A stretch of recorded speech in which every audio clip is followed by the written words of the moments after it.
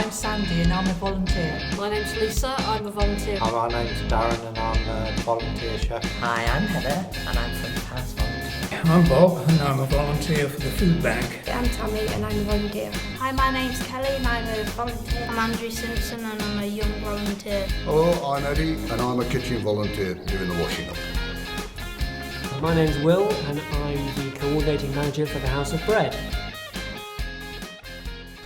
House of Bread is basically a organisation. I use the word organisation because it's a group of volunteers basically who get together. We've been doing this for a couple of years now.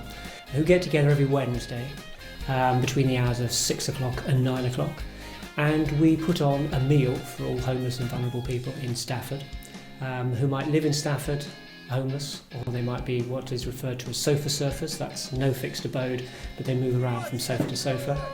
And I started coming to House of Bread in around about April of 2011. It has been started by Matt Turner in October 2010, and my involvement was simply coming along as many volunteers do, and I was just simply hooked. When I was at my lowest ebb, the House of Bread was almost like a saviour.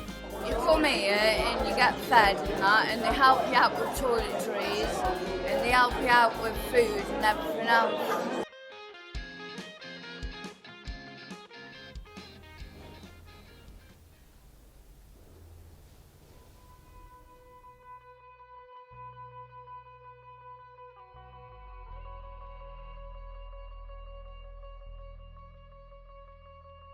And so people gather around, they hear, and it grows larger and larger.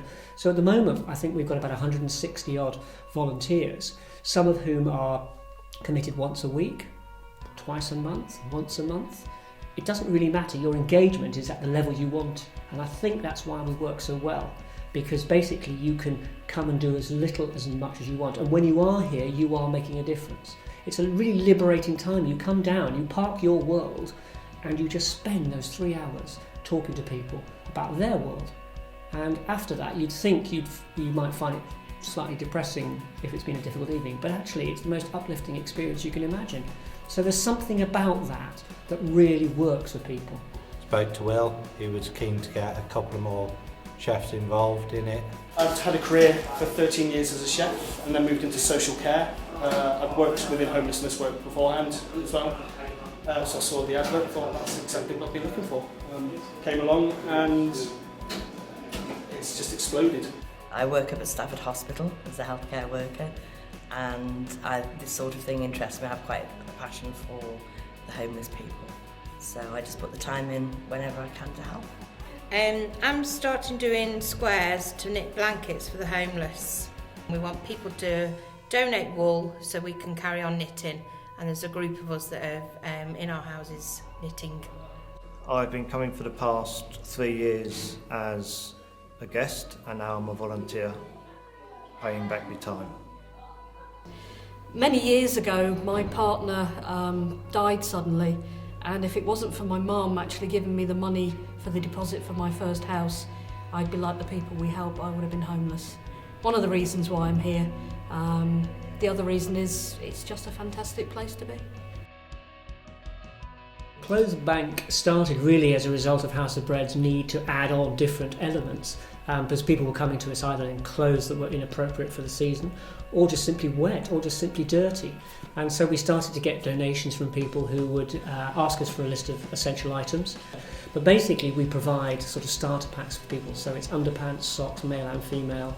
Toiletries is a big issue, so there's lots of toothbrushes, flannels, towels, toothpaste. See their faces light up when they pick a jacket out that's really big and warm, and they can go away feeling better about themselves.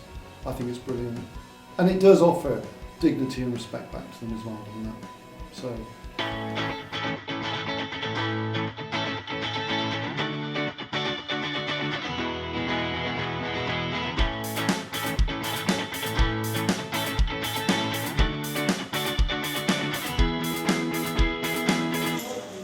Brown bread.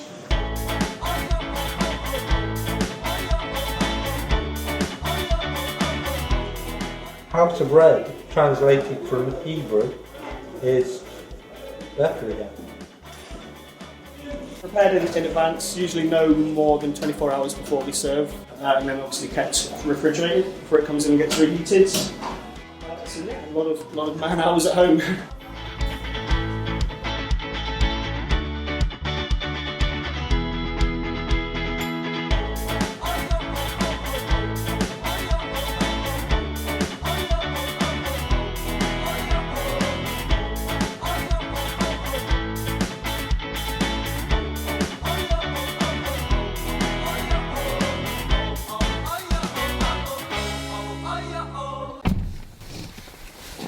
Right, we're off to the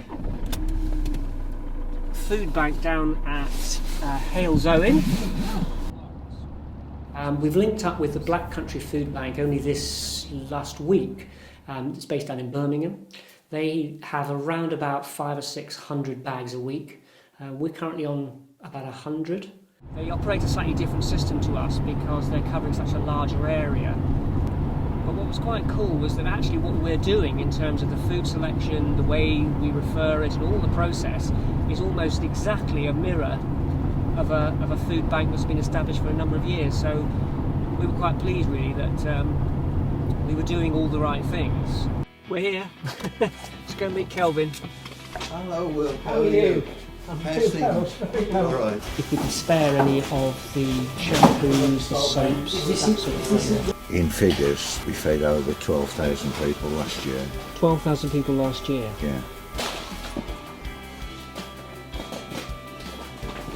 It's a Black Country Food Bank, so we work primarily in the Black Country. We feed local people in crisis. That's the heart of the charity. Our primary thing is to feed people, that is it. So that is the first and last thing we will always do. This to me was far more rewarding. This was instant gratification. Yeah. This was working in I the think food bank. I think your experience has been replicated across England. When they were talking about what happens when the food runs out, I said the food's never run out. No.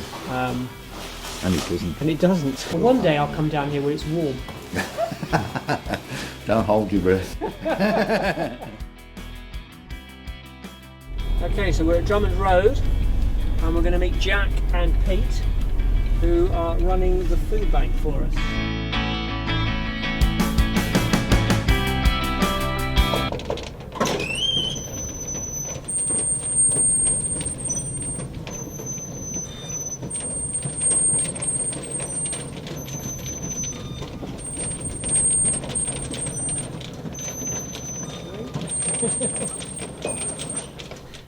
The council were extremely generous. I phoned up the council and said, I need a warehouse. I want to stock some food for a food bank.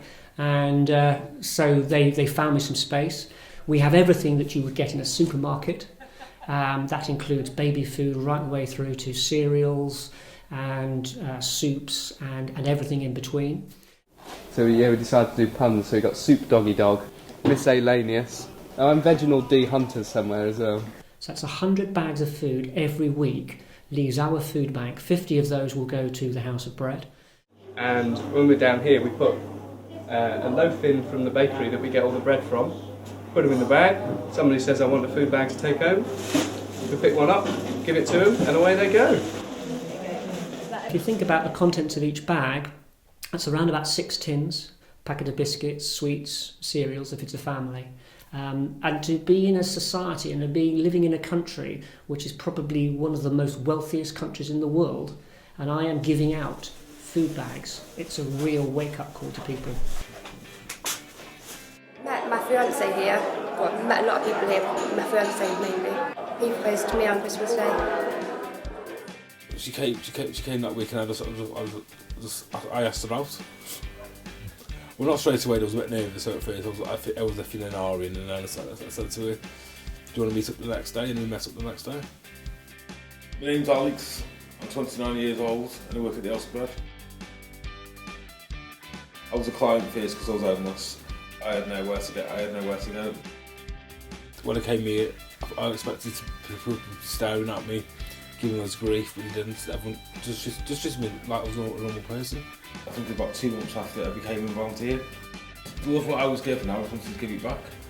That's what I love doing. That's why I like going there. put a smile on someone's face when you see him. It's the biggest achievement I've had. Sunday was the return of a great friend of ours called Thomas, who's a Lithuanian citizen. He came to us homeless about 4 months ago, just before Christmas. He'd been smuggled into this country in a van with 4 other women. Thomas made his way to Stafford and found us in the House of Bread. Spoke no English. He befriended a lot of folk at House of Bread. He was a very endearing guy. Thomas was absolutely hilarious. He was a bit of an artist. He would constantly do cartoons of people. He was beginning to do Bible study with me, and so he would bring in his Lithuanian Bible and his English Bible, and we would sit in the cafe and just read passages, and he would translate them. And then he would go upstairs, he would say, "William, I'm going to go upstairs and pray," and he would go upstairs for half an hour. To become a UK citizen, well, to be able to live in the UK required a lot of documentation, more than just simply a passport. But also he has family back home. And so what we decided to do was to facilitate his return home. So we bought a ticket for him to go back to Lithuania, and then we took him to the airport. And it was very tough to see him go. Thank you. He just became part of Stafford's fabric for a relatively small amount of time. But somebody who was, in spite of the language barrier, he was somebody who was a really good friend. And I miss him.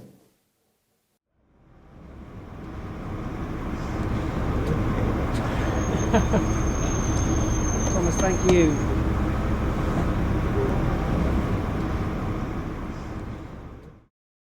Things like House of Bread are a wake-up call in a good way. We're on a bit of a snowball. It's getting bigger and bigger, so we just keep running on it. For us, it's about doing what we do the best way we possibly can. So we've got matching cutlery, we've got matching plates, because it needs to look good. It needs to be the best we can, because I do believe that compassion and that spirit that people have at House of Bread fulfills their lives and fulfills the need in their lives that perhaps they haven't got. Job done.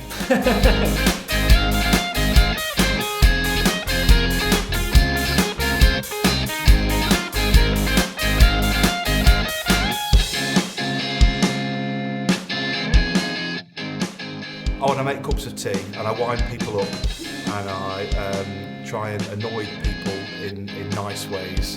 Really. Would you like to thank you?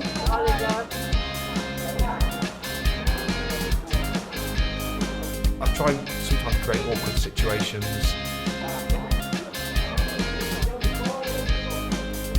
I've just looked at the camera. Hey, House of Bread.